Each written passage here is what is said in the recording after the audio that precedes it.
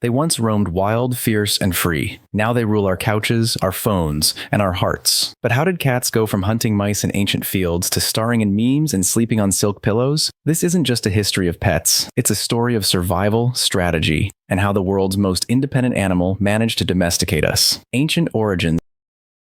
Let's rewind about 10,000 years to the Fertile Crescent, modern-day Middle East.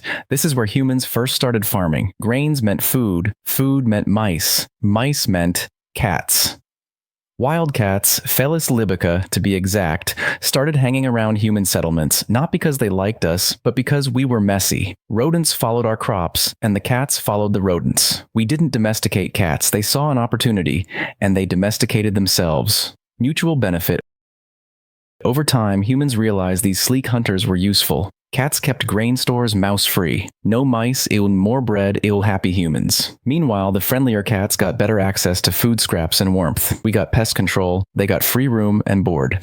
This was a mutual transaction. Cats weren't pets. They were co-workers with attitude. Ancient Egypt, worship mode activated. Fast forward to ancient Egypt, and the relationship goes next level. Egyptians didn't just like cats, they worshipped them. Cats symbolize fertility, protection, and divinity. Killing a cat, even by accident, was punishable by death. The goddess Bastet had the head of a lioness or domestic cat, and people literally mummified their cats to take them to the afterlife. Pharaohs had cats as status symbols. Soldiers returned from war with cats as gifts for royalty. At one point, cats were so important they were banned from export. That didn't stop smugglers, though. Cats go global. Thanks to traders, travelers, and pirates, cats began spreading across the world, on ships. Why ships? Because rats loved ships, and rats carried disease. Sailors knew cats were essential, so cats sailed from Egypt to Greece, Rome, India, and eventually Asia and Europe. Everywhere they went, they left paw prints on culture, language, and superstition. In Japan, for example, the famous Maneki Neko, the waving cat figurine, was believed to bring good fortune.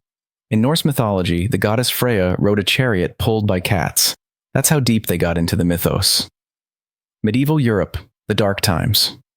But things got rough in medieval Europe. The Christian church, deep in its demonizing phase, linked cats, especially black ones, to witches and devil worship. Cats were hunted, burned, and thrown off towers. Black cats in particular became symbols of bad luck, a belief that still lingers. Ironically, killing cats may have helped fuel the Black Death. Fewer cats meant more rats meant more fleas meant, you get it, cats were out of favor and humans paid the price. The Renaissance and cat redemption. As the Renaissance rolled in, things changed again. People began embracing science, art, and, thankfully, cats. Writers, philosophers, and even royalty kept cats. In France, Cardinal Richelieu was a certified cat guy, keeping dozens at once. Cats began to show up in paintings not as demonic symbols, but as cozy companions. They still had a reputation for independence, but they were climbing their way back into our homes and our hearts. Victorian era, cats get domesticated for real.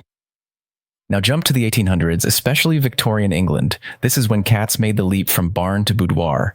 Pet keeping became trendy among the middle and upper class. Cats were bred for looks. Enter the Persian, the Siamese, the Maine Coon, purebred beauties that were pampered and paraded. Queen Victoria herself kept blue Persians, giving cats serious social clout. Cat shows became a thing. Suddenly, it wasn't just okay to keep a cat, it was posh. Cats in wartime. Even during the chaos of World War I and II, cats played a role. Soldiers adopted trench cats to deal with rats and offer emotional support. There's a photo of a British sailor bottle-feeding a kitten on a warship, another of a cat wearing a little helmet. Cats were surviving bombings, comforting the wounded, and helping soldiers feel something like home. Modern cats, from pets to icons. Today, cats are more than pets. They're icons. They've conquered social media. Grumpy Cat, Nyan Cat, Lil Bub.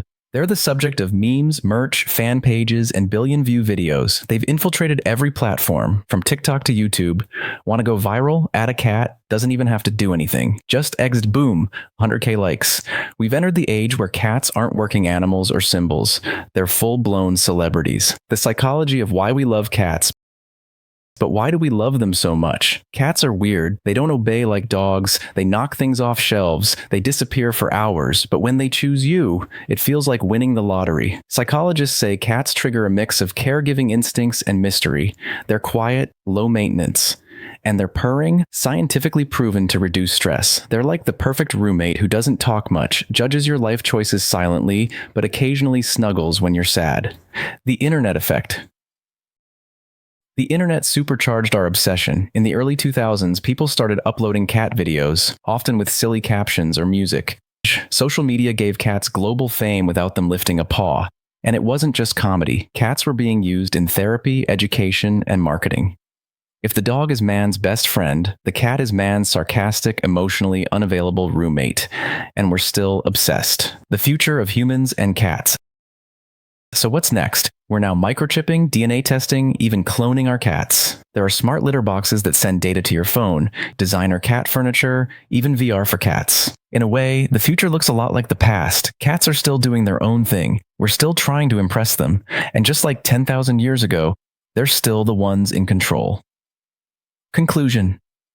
So, from mouse hunters in ancient grain fields to the rulers of our homes and feeds, the relationship between humans and cats has evolved, but one thing stayed the same. Cats didn't just become part of human history, they watched it happen, silently, judgmentally, and probably from a windowsill.